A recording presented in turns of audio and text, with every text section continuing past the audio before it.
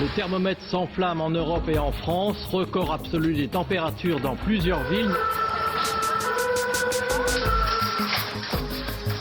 La mauvaise nouvelle, c'est que cette canicule pourrait durer jusqu'au 15 août. Les médecins urgentistes tirent la sonnette d'alarme. La fréquentation des urgences en région parisienne a doublé en une semaine. Ce qui a clairement, en 2003, été le problème, c'était la surprise et la méconnaissance du phénomène. Combien de morts en France à cause de la canicule? Difficile encore ce soir de répondre précisément à cette question. Le personnel fait son maximum. Les malades décèdent, c'est une réalité. On a commencé à compter les morts, et là, c'était hallucinant. 14 800 personnes ont trouvé la mort entre le 1er et le 20 août.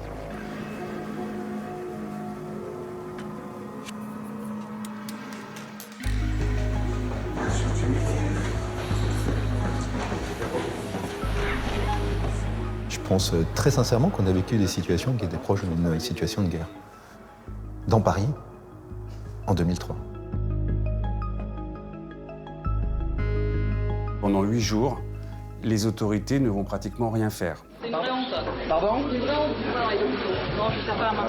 C'est une vraie honte. C'est un vrai scandale, monsieur le ministre. Bien sûr que j'ai des regrets. Mais les températures n'ont jamais été considérées comme un facteur de risque sanitaire. Demain va être mise en place la commission d'enquête sur la canicule de cet été. On n'a pas voulu voir la réalité. Tout le monde a dysfonctionné. C'est une des crises en France, dans notre histoire, où on a tiré le plus de leçons et mis en place un certain nombre d'outils sociaux et financiers qui font qu'on n'aura plus cette indifférence qui a été quand même extrêmement meurtrière. On n'aurait jamais pensé que le soleil pouvait tuer 15 000 personnes en France, en 2 semaines.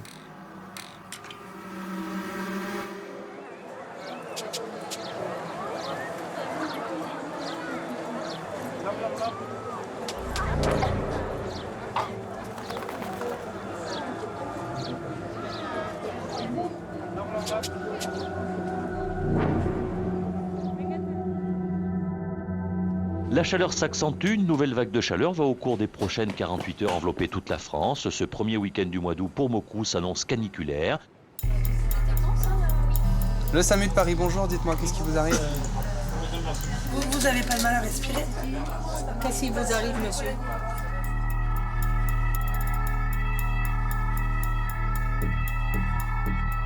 Je m'appelle Pierre Carly. En 2003, je suis chef de service du SAMU de Paris depuis 5 ans. Généralement, la première semaine d'août, c'est pour les services d'urgence une semaine où les Parisiens partent. Et donc, on est dans une période plutôt calme.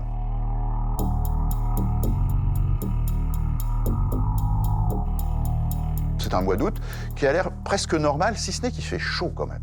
Le sentiment d'inconfort vient sur la chaleur nocturne, qui est inhabituelle. J'habite dans un vieil immeuble, et c'est un immeuble tout à fait frais, et puis je vois progressivement, il fait chaud la nuit. Ça, c'est une chose qui est étonnante, ce début du mois d'août. La deuxième chose, c'est qu'il y a des images qui marquent. Moi, il y en a une tout à fait idiote. Un matin, je vois arriver un des médecins qui prend son poste au SAMU en short. Ah, ça, c'est pas habituel. Et puis, nous voyons tout au long de la semaine apparaître un certain nombre de signes. Des gens incommodés par la chaleur au départ. Des gens avec des professions exposées. Par exemple, un boulanger qui travaille au four qui fait un malaise. Un grutier.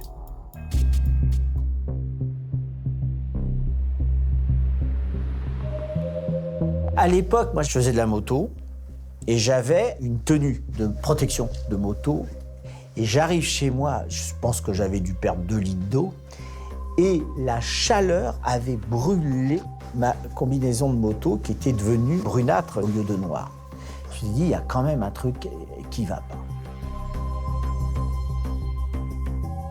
Je suis Patrick Peloux. En 2003, je suis praticien hospitalier aux urgences de l'hôpital Saint-Antoine et président de l'Association des médecins urgentistes de France. Les services d'urgence, c'est le baromètre, le thermomètre de la société et on sent les choses. Et il y avait un truc qui ne collait pas. On voyait arriver des flux de malades qui étaient anormaux. et des malades qui étaient pas bien du tout. Donc ce début de mois d'août n'est pas aussi calme qu'il devrait être. Et on constate, à la régulation du SAMU de Paris, qu'il y a des personnes âgées qui ont de la fièvre. Et donc on pense à une épidémie au départ.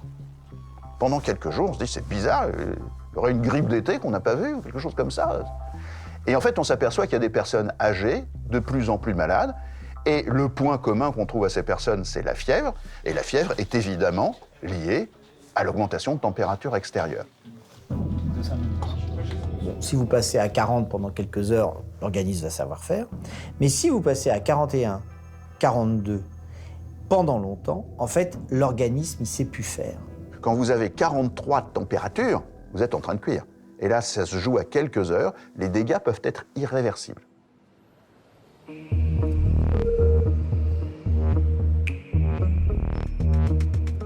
Je m'appelle Emmanuel Becry, je suis ingénieur prévisionniste à Météo France.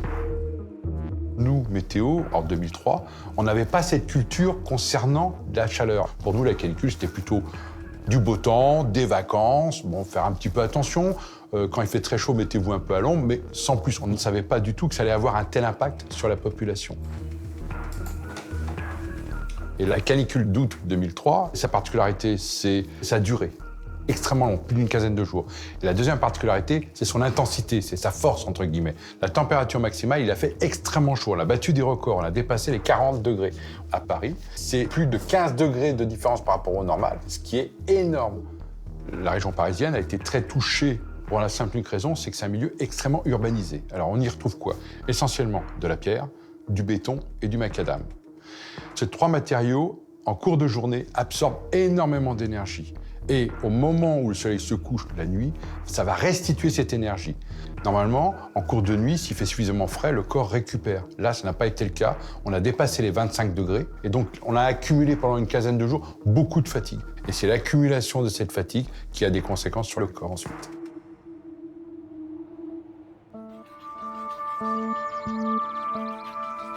Les hôpitaux ne sont pas les seules structures fortement exposées aux conséquences de la chaleur.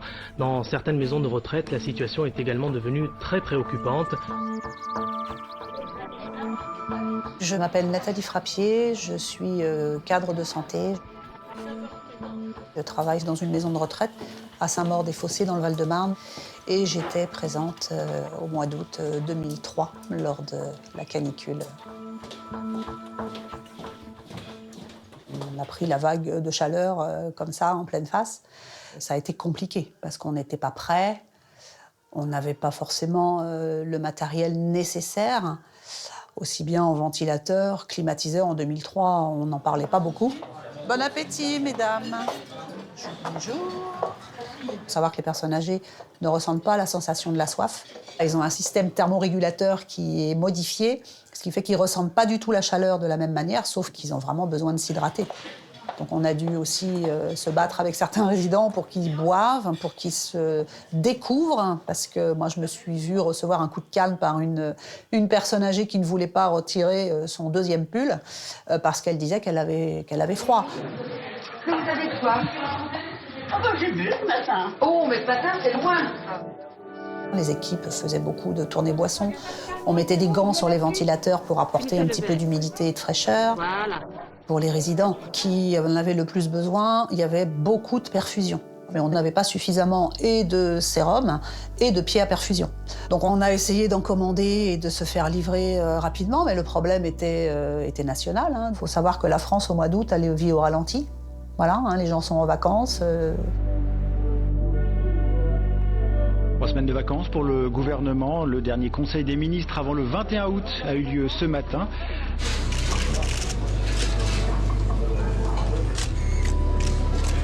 On avait beaucoup travaillé, on était peut-être un peu fatigué, toute l'équipe et d'ailleurs le ministère en général.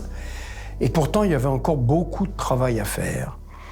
Jean-François Mattei, je suis professeur de médecine et en 2003, je suis ministre de la Santé, de la Famille et des personnes handicapées. Donc, je regagne ma maison familiale dans le Var avec l'idée, comme précurseur peut-être, de faire du télétravail.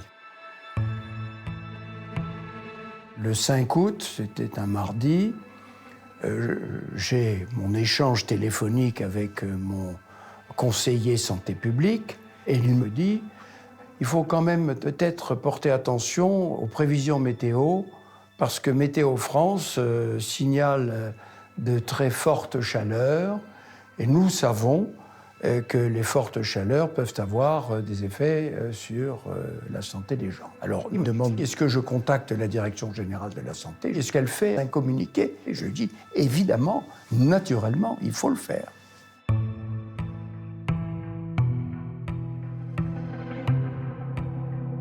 Je suis Marc Payet, en 2003, journaliste au Parisien, en charge de la rubrique santé. Je suis en vacances en juillet et je rentre au journal la première semaine d'août. Je vois une dépêche AFP où on dit il y a 20 morts de la canicule en Espagne. Et on se dit, est-ce qu'il n'y aurait pas des morts en France? Rien n'a filtré, il y a zéro info là-dessus. Et puis une collègue me dit, mais cette nuit, j'ai entendu des ambulances tourner toute la nuit et des pompiers sûrement. J'habite à côté de l'hôpital Saint-Antoine, ça n'arrêtait pas. Et je me dis, mais ça se trouve, il y a un gros truc et on ne sait pas. Donc après, je passe des coups de fil à des acteurs qui vont être des acteurs clés de cette crise. Et j'ai Patrick Pelou au téléphone qui me dit « Marc, il se passe des choses de dingue ». Le 6 août, il n'y avait plus aucun lit de disponible. Plus aucun. Et les gens arrivaient, il n'y avait aucun moyen d'hospitaliser qui que ce soit.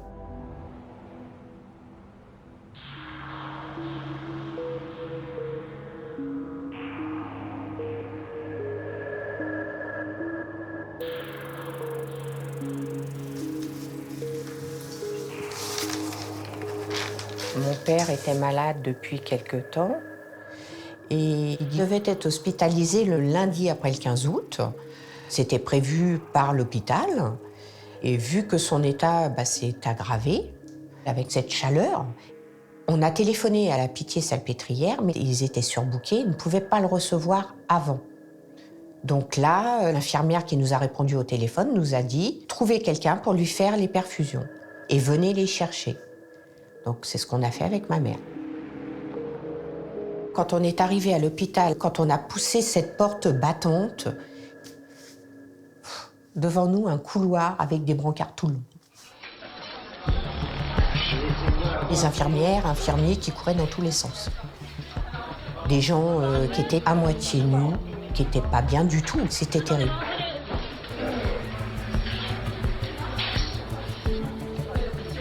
Une scène d'apocalypse.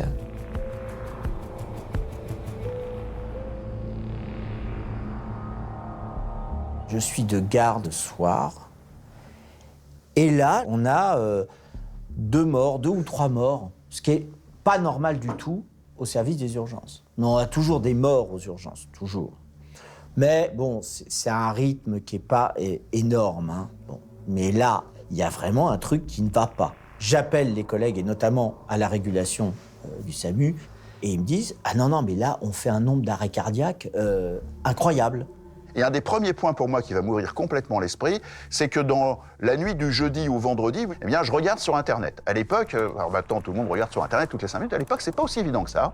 Il y a des banques de données médicales, et je regarde, je dis mais j'ai entendu un truc aux États-Unis. Et là, je tombe sur quelque chose qui pour moi va être une révélation de la situation, qui est l'article qui a été publié par nos collègues de Chicago, et qui disent qu'en 1995, ils ont eu des vagues de chaleur, que celle qu'ils ont eue, la première, elle a été absolument dramatique parce qu'ils ont été surpris. Et je dis, mais c'est ça qu'on est en train de vivre probablement.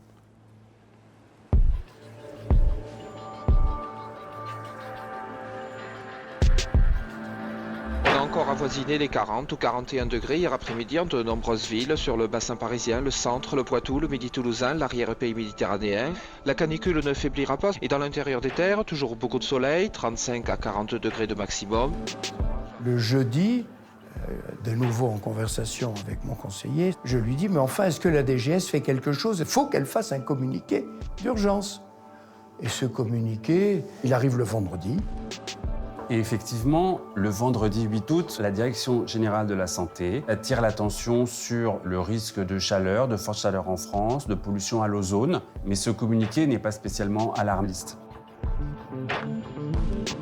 Il rappelle les conseils C'est-à-dire qu'il faut boire, il ne faut pas sortir au soleil, quand on sort, il faut mettre un chapeau, il faut se rafraîchir le visage. Voilà les conseils qui sont des conseils habituels. Ils n'alertent pas. Mais parce que chaque fois que j'interrogeais la Direction générale de la santé, on me disait « mais on n'a aucune remontée, il ne se passe rien, ou presque rien ».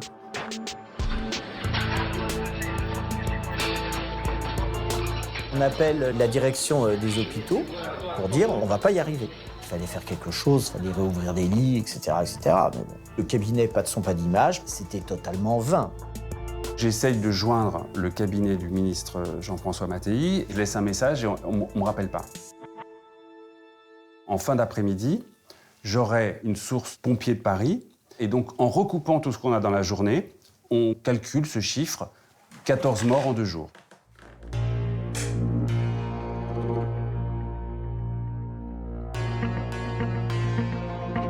J'achète le Parisien, je vois et je comprends qu'il se passe quelque chose vraiment. Je m'appelle Pascal Chanvert. En 2003, je suis président de l'association des directeurs d'établissements de services des personnes âgées. Et là, j'ai commencé à contacter mes collègues un peu partout en France. Et puis, oui, on s'est rendu compte que tout le monde avait, voilà, 1 mort, 2 morts, 3 morts. Bon, oui, mais quand on travaille avec des gens très âgés, voilà, c'est assez banal. Mais quand dans toutes les maisons de retraite, dans tous les services à domicile, il y a 2-3 morts, ça finit par faire beaucoup. Et c'est là qu'on a commencé à prendre conscience qu'il y avait un véritable drame. Scène devenue quotidienne aux urgences de l'hôpital Saint-Antoine. Cette dame âgée a fait un malaise chez elle à cause de la chaleur. Son état de santé inquiète les médecins. Depuis vendredi, le nombre de patients souffrant d'hyperthermie a fortement augmenté. Chez les médecins, l'effet de surprise des premiers jours a laissé place à l'inquiétude. Là, vous avez presque 40 à l'extérieur. En 4 jours, il y a eu pratiquement sur la région parisienne une 50aine de morts dues à la chaleur. Au niveau de la Direction générale de la santé, il ne se passe strictement rien. Ils osent parler que c'est des morts naturelles. Je ne suis absolument pas d'accord pour dire cela. Ce jour-là, il y avait des malades partout. Ça débordait d'eux, partout. Et le système était complètement saturé. Patrick Pelloux, il a la réputation de quelqu'un, mais c'est normal parce qu'il est président des urgentistes, de temps en temps de dire « mais ça va pas, mais ça va pas », enfin assez fréquemment. Et c'est pas toujours absolument justifié. Et donc, c'est un peu l'histoire de Guillot qui criait au loup. Et puis, il n'y avait jamais le loup, et le jour où il y a le loup qui est là, personne n'a cru que... Bon. Donc, il n'est pas cru totalement par l'administration du ministère, mais le Premier ministre, Jean-Pierre Raffarin, voit, et il entend. Et donc, il me téléphone. J'ai demandé au ministre de la Santé de répondre à Patrick Pelloux, parce que Patrick Pelloux a été extraordinairement accusateur à la télévision. Et là, je voyais que cette intervention était une intervention avec un certain contenu. Donc, je lui ai dit, c'est à toi de monter en première ligne. Donc, exprime-toi et fais le point de la situation.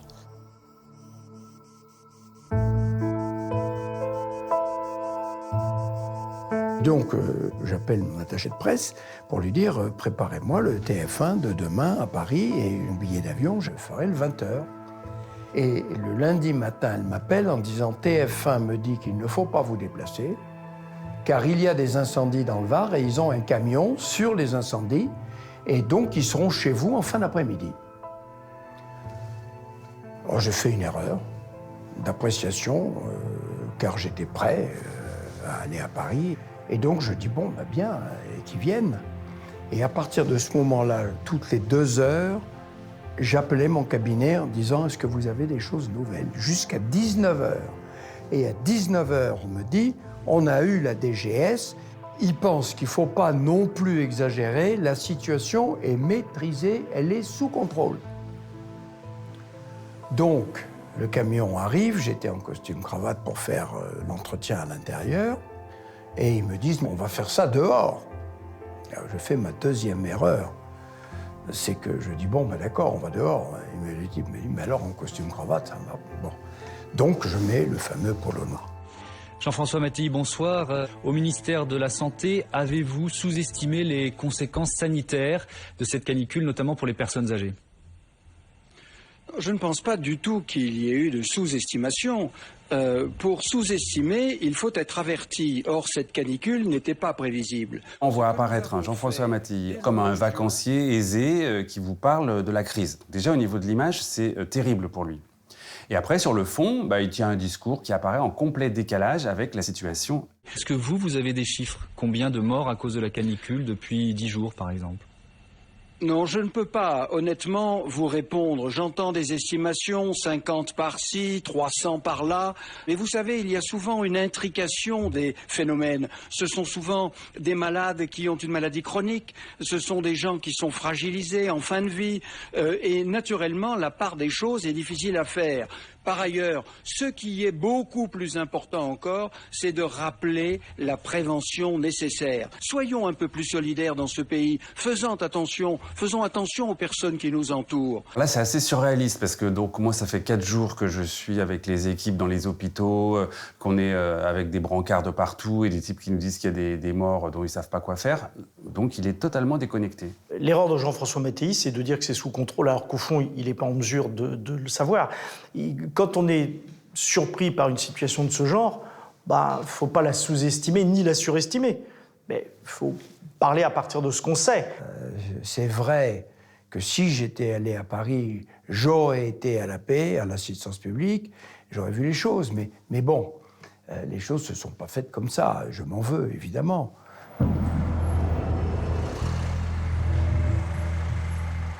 À situation exceptionnelle, mesure exceptionnelle. Ce soir, la direction des hôpitaux de Paris n'hésite plus à parler d'épidémie et revoit son dispositif d'accueil à la hausse. Nous avons à faire face à un flux continu.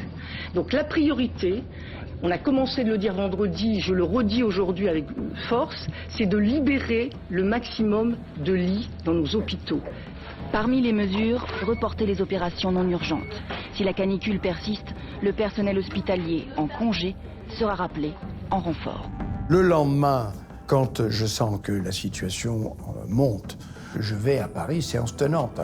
Et quand j'arrive, je vais immédiatement visiter 2 ou 3 hôpitaux et je vois une situation qui, effectivement, est impressionnante. Il ne faut rien me cacher, il ne faut pas me montrer que ce qui marche, mais y compris ce qui ne marche pas. Je montre le circuit tel qu'il est. Et le ministre va être servi. Par moments, l'ambiance est tendue. C'est une vraie honte. Pardon? C'est une vraie honte. Non, je ne sais pas. Moi, je c'est une vraie honte. Il n'y a pas de glace pour glacer les patients, il n'y a rien du tout. Et vous venez 15 jours après, c'est un vrai scandale, monsieur le ministre. Nous sommes dans une société où dès qu'il y a des dommages, il faut qu'il y ait un responsable. Et je peux comprendre cette virulence. Elle est à la fois en colère et désappointée, désespérée. On ne peut pas oublier que je suis aussi médecin et qu'un médecin, ministre de la Santé qui est plongé dans cette situation-là, ça le plonge lui aussi dans le désespoir, surtout qu'il s'est inquiété depuis une semaine de ce qui se passait. Et qu'on me disait, 1, il ne se passe rien, 2, il se passe un peu, 3, ça commence à devenir, mais c'est maîtrisé. Donc, voilà. Qu'est-ce que vous voulez que je vous dise ? Combien de morts en France à cause de la canicule? Difficile encore ce soir de répondre précisément à cette question. On est face à un phénomène où on comprend qu'il y a quelque chose de très grave dans le pays, mais où les autorités sont infichues de nous dire combien il y a de morts. Donc on se dit, on va appeler des hôpitaux, des mairies, des maisons de retraite, et demander à chacun de ces interlocuteurs de dire à peu près vous aviez combien de morts en août 2002 à cette époque, et vous avez combien de morts en août 2003, et on va faire le solde et on verra l'augmentation des morts. Et on arrive à ce chiffre dingo qu'on a un excès de 2000 morts. Jeudi 14 août, manchette du Parisien, canicule, 2000 morts en Île-de-France. On est dans une situation qui, en une semaine, est absolument invraisemblable. Et compte tenu de ce qui m'est remonté, je n'ai pas pu faire autrement, mais je suis responsable. Donc je propose ma démission au Premier ministre. Il me répond assez clairement et nettement, personne ne te l'a demandé. Je refuse cette démission parce que nous sommes en période de crise. Il y a déjà très peu de monde au travail en ce mois d'août et que ce n'est pas le moment de me priver de quelqu'un qui a beaucoup de connaissances de l'organisation de la santé en France. La situation est donc suffisamment grave pour que Jean-Pierre Raffarin quitte cet après-midi son lieu de vacances pour présider une réunion sur la canicule à Matignon. Je suis assez inquiet à ce moment-là, parce que je ne trouve pas les réponses que j'attends. Je ne peux pas avoir de statistiques tous les soirs, je ne peux pas avoir les informations.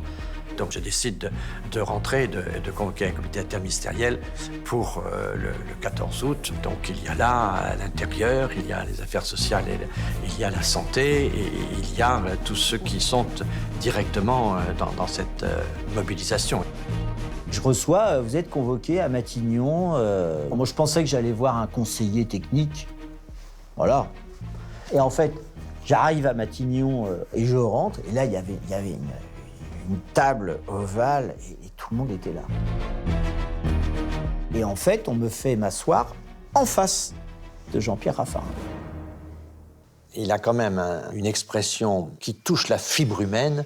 Et il parle avec quand même ses tripes, et donc j'écoute quand même ce qu'il dit, parce qu'on m'avait dit au départ que ce qu'il disait, c'était des fariboles, et en fait, il y avait une grande partie de vérité. Et Raffarin, il confirme le plan blanc, la mobilisation et tout, il tape du poing sur la table, il débloque des moyens. Je me dis, ah ça y est, il y a enfin quelqu'un à bord et qui pilote. Après plusieurs jours de tergiversation, le gouvernement semble avoir pris la mesure de la catastrophe.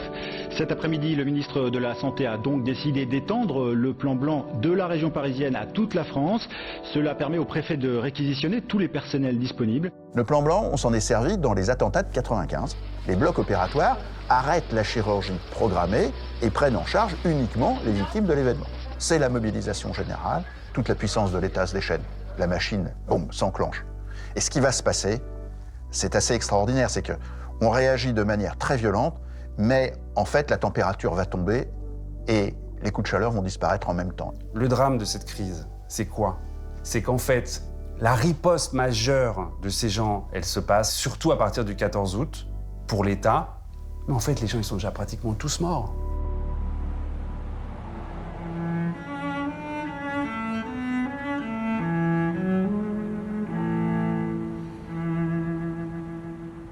La température frôle les 35 degrés et l'air est presque redevenu frais.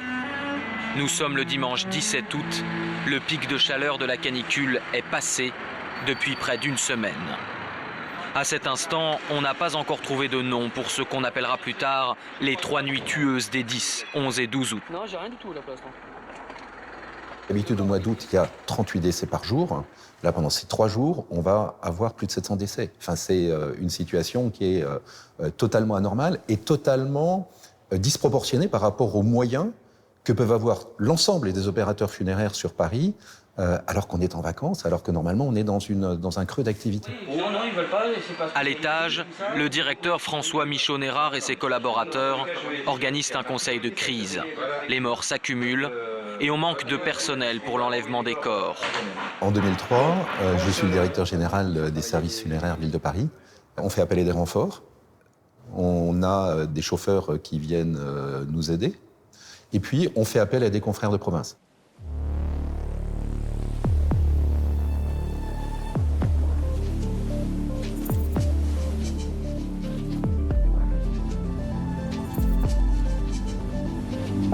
À l'époque de la canicule 2003, je venais tout juste de rentrer dans les pompes funèbres. J'avais à peine 2 ans d'ancienneté. Et j'ai ma directrice qui vient me voir, me dit « Muriel, je vous envoie sur Paris parce qu'ils ont besoin de renforts ».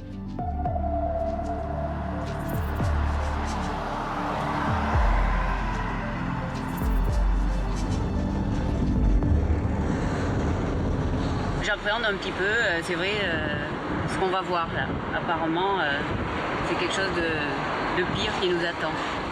Et ma première image, c'est quand la porte du véhicule s'ouvre et que je vois effectivement tous ces corps superposés les uns sur les autres. Et là, ça a été un choc pour moi. Allez, Ici, il y a une petite place dans le creux là-haut. D'habitude, les voitures funéraires ne transportent qu'un corps à la fois. Mais là, il a fallu sortir le camion grande catastrophe. Un petit peu l'odeur. On a 7 jours sur 7, 24 heures sur 24, 10 équipes qui sont opérationnelles.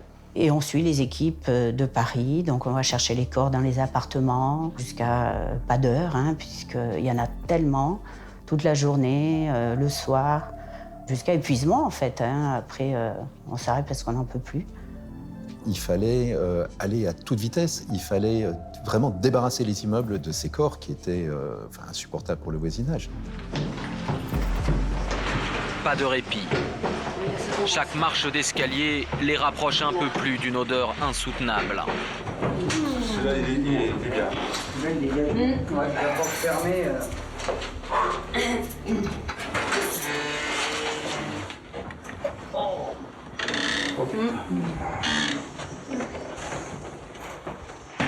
Cet homme est tombé net dans sa cuisine, foudroyé par la chaleur. Ça va, Marianne? Oui, ça va. On voit plus de corps abîmés que ça. Des gens qui se suicident, qui passent sous les trains. Je préfère encore un gars qui a passé sous un métro ou un truc comme ça que... Que ça? Ouais. Pourquoi? Déjà, il n'y a pas d'odeur. Tu ramasses le morceau, mais c'est pas pareil. Ouais. Comment je fais pour tenir? Je ne me pose pas la question en fait. On m'a envoyé pour aider. Je fonce, il fallait le faire, pas réfléchir. Puis le soir, vous pleurez un bon coup et vous vous dites « Oula, qu'est-ce que j'ai fait ?» et puis le lendemain, vous repartez.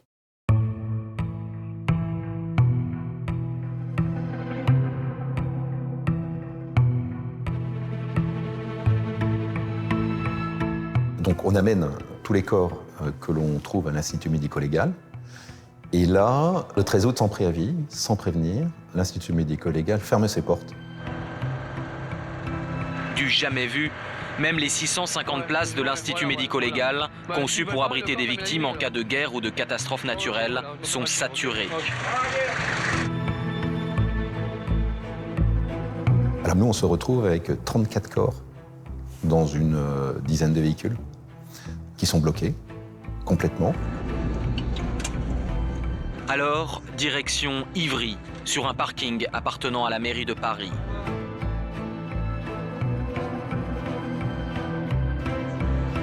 Alignés, les semi-remorques d'une société de transport alimentaire.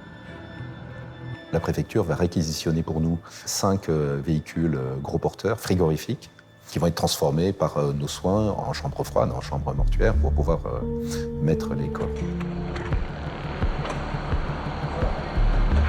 Des parpaings et quelques planches, c'est la seule chose qu'il a été possible de faire pour réaménager ce camion avec un minimum d'humanité. Des corps entreposés dans les housses noires, blanches, sur plusieurs niveaux. J'avais pris quelques photos à l'époque, puisque je savais que je vivais quelque chose d'exceptionnel. Donc là, c'est l'équipe en tenue. Corps qui vient d'arriver, qu'on va mettre dans le véhicule réfrigéré. Ça, si vous pouvez me finir l'étagère de dessus, là... On les met côte à côte à la limite, on s'en fout. Ah non, on les met... Alors là, alors. Que moi, je les retrouve bien. Je veux pas essayer de souiller. Prenez par le ferneau et vous le basculez dessus.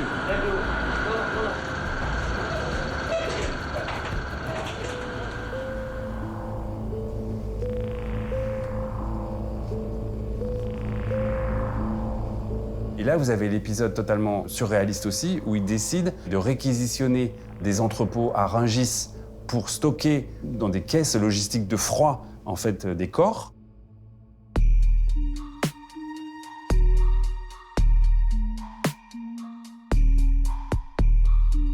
Dans la nuit du 15 au 16 août, mon papa est décédé de la canicule, de cette chaleur étouffante.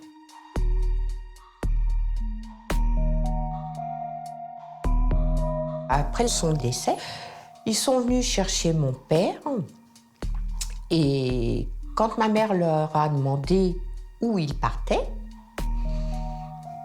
là, ça a été... On ne sait pas. Et on nous a rappelés en fin de journée pour nous dire que mon père, n'ayant pas de place dans les funérariums, serait emmené à Rungis. Moi, Rungis, c'est là où tous les grossistes vont chercher leur viande, leurs légumes, Avec ma mère, on s'est dit, c'est pas possible. C'est une mauvaise blague. Entre les abattoirs et le marché aux légumes, un immense funérarium improvisé dans un entrepôt frigorifique, réquisitionné par le préfet.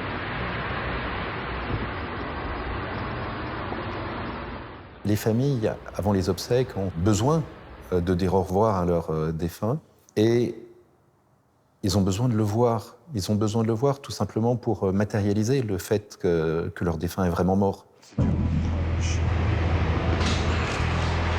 Il faut aussi déterminer si les cadavres sont visibles ou non par les familles. Sur les 32 corps conservés ici, seuls 2 seront présentables. Là, il faut faire avec délicatesse pour éviter les projectiles. C'est pas visible, parce que mise en bière immédiate. On a été envoyé sur Paris pour faire des soins et pour faire des toilettes. Mais quand on a vu l'état des corps, c'était pas possible. Là, on a des corps qui étaient souvent très dégradés et qui n'étaient tout simplement pas montrables pour une famille. Donc on essayait de montrer au moins une main, une partie du corps qui permettait de faire cet adieu.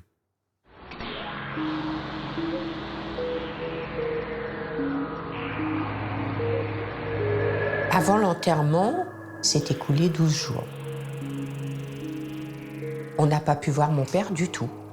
Un jour, on nous a appelés pour dire que, à cause du nombre de décès, de la chaleur, il y avait restriction d'eau et qu'on ne pourrait pas faire la toilette de mon père. La toilette de mon père, on ne peut pas la faire. On ne le prépare pas pour être enterré, rien. Je ne sais pas dans quelles conditions il est parti, dans quel état il est parti. J'en sais rien. On n'en sait rien. Et c'est terrible de ne pas savoir. De ne pas l'avoir vu, Non, rien du tout.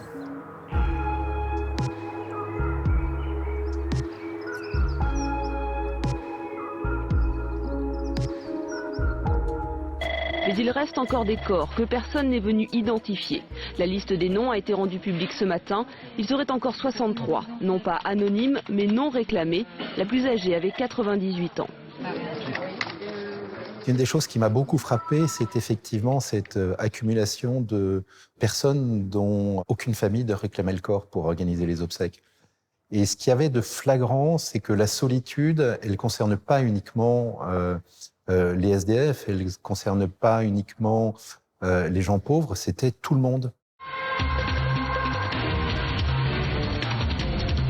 Enterrés sans famille, les 57 victimes de la canicule dont les corps n'ont pas été réclamés ont été inhumés ce matin au cimetière de Thiers, près de Paris.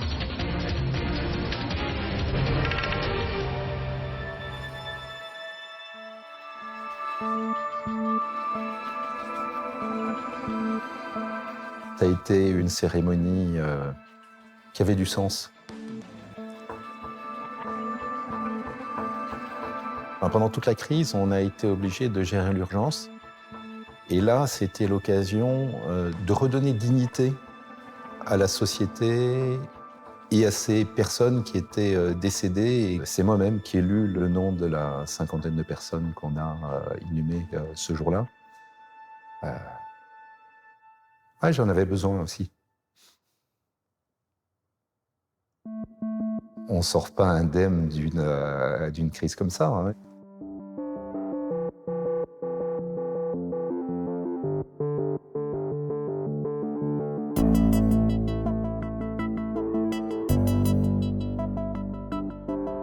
Demain va être mise en place la commission d'enquête sur la canicule de cet été, dont une commission dont vous réclamez la présidence. Je crois qu'il est absolument nécessaire que nous comprenions ce qui s'est passé. Je m'appelle Claude Evin. En 2003, je suis député de la Loire-Atlantique. Je suis président de la commission d'enquête parlementaire. Ce que souhaitent les Français, je crois, c'est d'éviter que face à une situation du même type, qui était quand même effectivement une situation assez exceptionnelle, eh bien, cette vacance du pouvoir, cette vacance de responsabilité, cette vacance de décision ne se reproduise pas. Le but, c'est de pouvoir revenir sur les faits, d'enquêter, comme son nom l'indique. Qu'est-ce qui s'est passé? Quelles sont les raisons qui ont conduit à ce dysfonctionnement? Et donc, on entend tous les acteurs que nous estimons être concernés par cette situation. Un témoignage essentiel. De tous les services de secours intervenus au moment de la canicule, les sapeurs-pompiers ont été, avec les médecins urgentistes, les plus fréquemment en contact avec les victimes d'hyperthermie. Je me nomme Jacques Cardoncuf. En 2003, je suis commandant à l'état-major des pompiers de Paris, porte-parole de la brigade au moment de cette malheureuse canicule. Ça n'arrive pas tous les jours dans une carrière d'être en commission d'enquête parlementaire. C'est assez déstabilisant parce que c'est une des plus hautes autorités juridiques et je suis sous serment. Donc je ne conçois pas de mentir dans cette situation. Le commandant Cardoncuf nous raconte au moment de l'audition qu'il avait des éléments qui montraient qu'il y avait une situation particulièrement difficile, mais qu'il a reçu des ordres selon lesquels il fallait minimiser. Les journalistes étaient insistants et essayaient d'obtenir ce fameux chiffre du nombre de personnes décédées. Et là, il est demandé par la préfecture de police de ne pas communiquer le nombre de morts, en fin de compte, parce que ce serait anxiogène et qu'il ne fallait pas créer de panique. Une consigne est donnée de ne pas diffuser de messages alarmistes et de ne pas donner le nombre de morts. Plutôt d'orienter vers des conseils et donc de s'orienter vers un message rassurant au public. Bon, moi je trouve ça assez effarant quand même. Il y avait tout intérêt, si on voulait sauver plus de gens, au contraire, à expliquer que franchement, ça devenait grave. On peut naturellement porter une appréciation critique sur ce comportement. Mais en fait, d'une manière générale, on voit bien que non seulement on n'a pas bien apprécié la gravité, mais qu'en plus, il y avait le refus de la voir. Personne ne pouvait imaginer la gravité de la situation. Donc dans l'armée, on dit souvent qu'il est facile de refaire la bataille ou une guerre quand on a tous les éléments. Là, il en était de même. Jean-Luc Mélenchon, comment est-ce que vous abordez cette audition? Vous voyez, sereinement. Alors l'audition de Jean-François Mattei est naturellement, dans ce moment-là, une des auditions les plus importantes. Et donc, il est fortement interrogé sur les dysfonctionnements du ministère de la Santé. Ce que je peux dire, c'est que rien n'est venu d'en haut en termes de santé publique. Mais, Monsieur le Président, Monsieur le rapporteur, rien n'est venu d'en bas non plus. Notre système centralisé, cloisonné, est resté inopérant. Une partie de la mauvaise gestion de cette canicule s'explique par le fait que les titulaires ne sont pas au poste et que, en fait, ce sont les équipes B qui se retrouvent à gérer une crise de dingue. Et donc, dans ce cas-là, ils ont le réflexe d'ouvrir le parapluie en disant « on verra quand le patron rentre ». Et c'est ça, le truc. On voit effectivement qu'il y a une succession de cloisonnements aussi entre les différents acteurs qui explique le fait qu'il n'y a pas une bonne identification de la gravité de cette situation. On n'avait pas à ce moment-là la perception qu'une canicule, ça pouvait produire des situations comme celles que nous avons connues.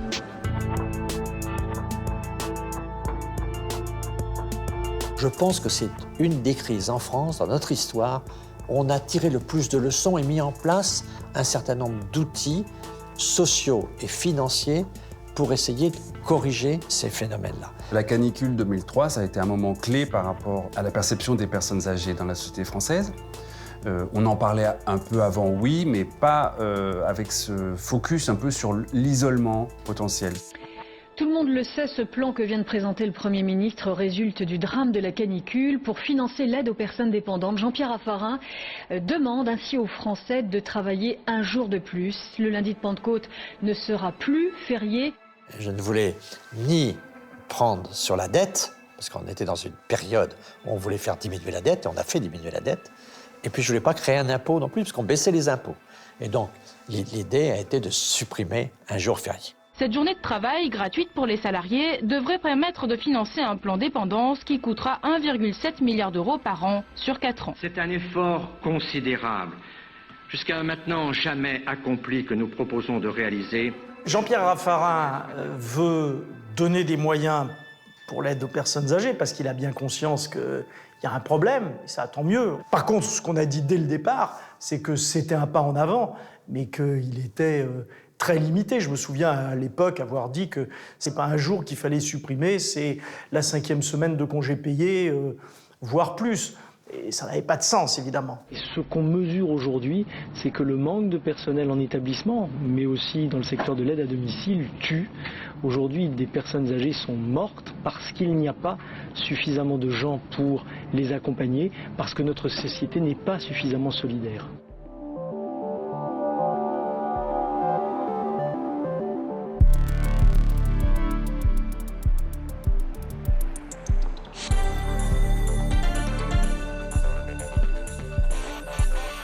Journée de passation de pouvoir dans les ministères à la santé. Jean-François Mattei laisse la place à Philippe Douste-Blazy. Le drame de l'été 2003 ne doit plus jamais se reproduire. C'est l'objectif du plan canicule rendu public ce matin. Un plan en 3 grands axes. Les services de l'État seront organisés pour réagir aux alertes efficacement et sans délai. Parmi les mesures préventives, l'accent est mis sur l'information et notamment au sein des communes, le recensement des personnes âgées isolées. Aujourd'hui, de très nombreuses communes identifient les personnes isolées, identifient les personnes âgées, passent des coups de fil réguliers, veillent à la distribution de l'eau quand il est nécessaire. Il y a un certain nombre de sujets. Dès qu'on est en plan canicule, il y a une mobilisation des territoires qui fait qu'on n'aura plus cette indifférence qui a été quand même extrêmement difficile et meurtrière dans cette crise. Et l'été dernier, on s'est également aperçu que les maisons de retraite ne disposaient pas en général de climatisation ou de système d'aération suffisant. Aujourd'hui, grâce à ce plan, il y a une salle réfrigérée dans l'ensemble des maisons de retraite. Et donc cette dynamique-là est très importante. Et puis, les bulletins météo deviennent un peu des alertes santé. C'est tout à fait nouveau. Les Français adorent les bulletins météo, ils les regardent beaucoup. Et là, ils verront qu'il y a un risque santé. Donc, ça change la donne. Du jamais vu, Météo France a décidé de placer 4 départements en alerte rouge à la canicule. À température exceptionnelle, prudence et mobilisation exceptionnelle. Écoles facultatives, annulation des activités sportives, accueil gratuit dans les musées, dans les piscines. La canicule d'août 2003 a été un peu un clash pour Météo France. Donc ça a été une révolution. Il a été décidé d'intégrer la canicule dans la vigilance météorologique. On a rajouté ce paramètre très important pour signaler aux gens, attention, nous allons avoir un épisode de canicule qui va être de niveau orange ou rouge. Et donc les gens comprennent ce phénomène et en tiennent compte.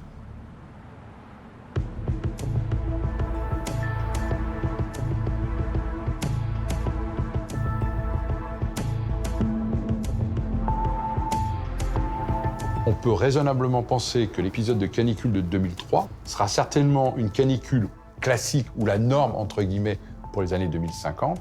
Ça veut dire que vous aurez des canicules un peu plus faibles, mais vous aurez aussi des canicules nettement au-dessus. Mais si ça dure comme août 2003, une quinzaine de jours ou plus, là, ça sera très catastrophique.